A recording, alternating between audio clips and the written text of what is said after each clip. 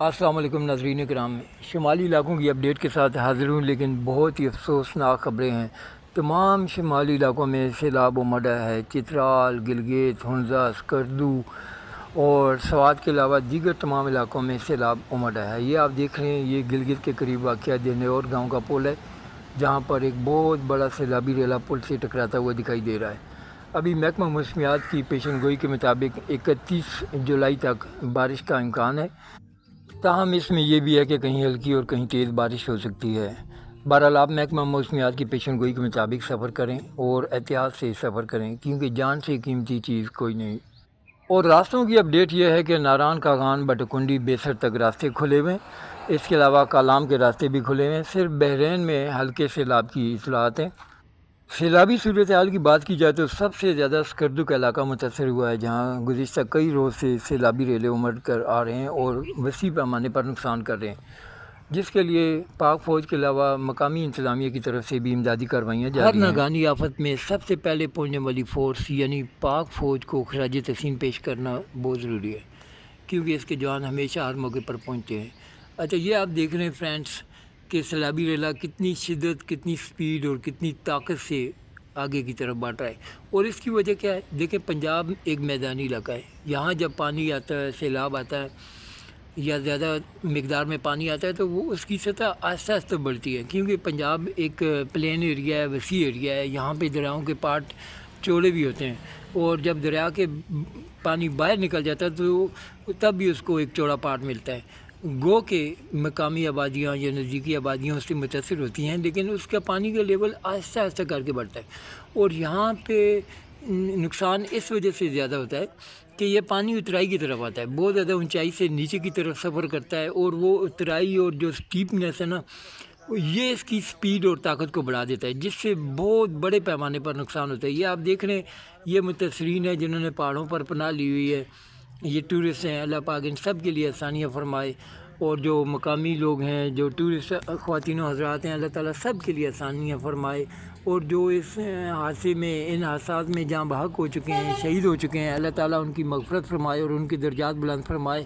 بڑے المناک حادثات پیش آئے ہیں، اسپیشلی لودھرا کی ایک بہت ہی پڑھی لکھی، انتہائی تعلیم یافتہ اور صاحب ثروت فیملی جو ہے وہ متاثر ہوئی ہے۔ اس کے ایک ہی خاندان کے 3 افراد شہید ہو چکے ہیں، اور اس کی سچویشن کچھ اس طرح بتائی جا رہی ہے کہ سب سے پہلے وہ بچہ پانی میں گرا ہے، 5 سال کا بچہ، عبدالہادی نام تھا جس کا، اور اس کے پیچھے اس کی والدہ جدائی کو برداشت نہ کر سکی، اور ممتا کے ہاتھوں مجبور ہو کر اس نے بچے کو بچانے کے لیے چھلانگ لگا دی، جس کے بعد اس کے خاوند نے بھی، اس کے دیور نے بھی ان کو بچانے کے لیے چھلانگ لگا دی، اور اس طرح وہ تینوں پانی کی نظر ہو گئے، سیلاب کی نظر ہو گئے، اور اللہ کو پیارے ہو گئے، اور شہید ہو کر جنت سے دار گئے۔ اللہ پاک جنت میں ان کو جگہ دے اور ان کے درجات بلند فرمائے، آمین ثم آمین۔ ناظرین کرام، اس سے قبل اتنے بڑے پیمانے پر سیلاب دیکھنے میں نہیں آیا۔ پاکستان کے تمام جنوبی علاقے اور تمام شمالی علاقے سیلاب میں ڈوبے ہوئے ہیں، سندھ سے لے کے پنجاب تک، اور پنجاب سے لے کر کشمیر تک، اور کشمیر سے چترال، اور چترال سے لے کر اسکردو تک، ہر علاقے میں سیلاب ہی سیلاب ہے۔ اللہ پاک ہمارے وطن عزیز پر رحم فرمائے، آمین ثم آمین۔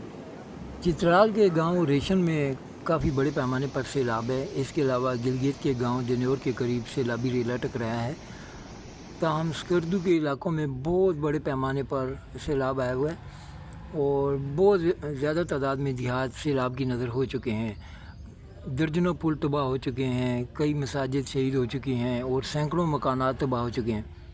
بے شمار سکول، باغات، مکانات اور کھڑی فصلیں تباہ ہو چکی ہیں، کاروبار کو نقصان پہنچ چکا ہے، اور میں سمجھتا ہوں کہ اس میں باقی نقصانات بھی اپنی جگہ بڑی اہمیت رکھتے ہیں، لیکن میرے خیال میں سب سے بڑا مسئلہ یہ ہے کہ یہاں پر ہزاروں ٹورسٹ پھنسے ہوئے ہیں، جن میں وطن عزیز کے معروف بلاگر RHS یعنی رانا حمزہ صاحب بھی پھنسے ہوئے ہیں، اور اس لیے میری گورنمنٹ سے گزارش ہے کہ ان سب کو یہاں سے نکالنے کے لیے ہنگامی بنیادوں پر اقدامات کیے جائیں، اسپیشلی گلگت اسکردو سے ہنگامی فلائٹس کے ذریعے ان سب کو وہاں سے پک کر کے اسلام آباد، لاہور کے ایئرپورٹس پر لایا جائے۔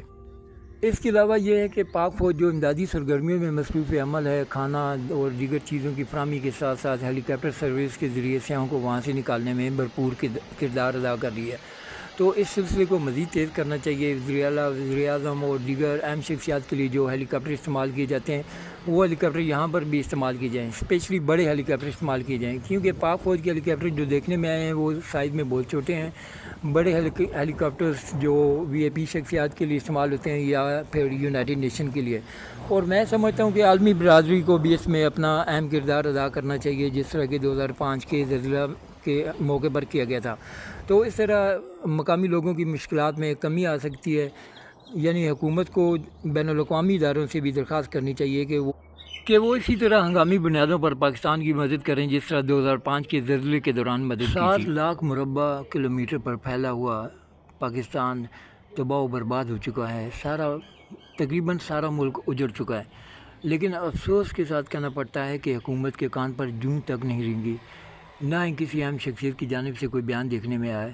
البتہ وزیر اعلیٰ گلگت بلتستان اور گورنر جی بھی اور اس کے علاوہ ایک ایم این اے بھی وہاں پر گئے تھے چلاس کے علاقے میں، لیکن آگے سے عوام نے ان کو گھیر لیا اور کھری کھری سنا کر واپس بھیج دیا.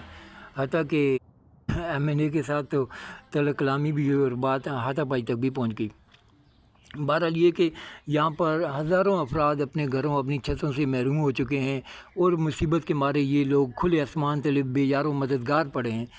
اس کے ساتھ ساتھ اقوام متحدہ کو خود بھی اس چیز کا نوٹس لینا چاہیے اور پاکستان کے مصیبت زدہ علاقوں میں ان مصیبت کے مارے لوگوں کی مدد کے لیے خود بھی ایکشن میں آنا چاہیے اور اپنی ذیلی تنظیموں کو بھی متحرک کرنا چاہیے، اسپیشلی UNCHR، یونیسیف اور ورلڈ فوڈ پروگرام یعنی WFP کو بھی ایکٹیو کرنا چاہیے تاکہ وہ یہاں کے لوگوں کو ٹینٹ بھی فراہم کر سکیں، ہیلی کاپٹر سروس بھی فراہم کر سکیں اور WFP کے ذریعے کھانے پینے کی اشیاء بھی فراہم کر سکیں.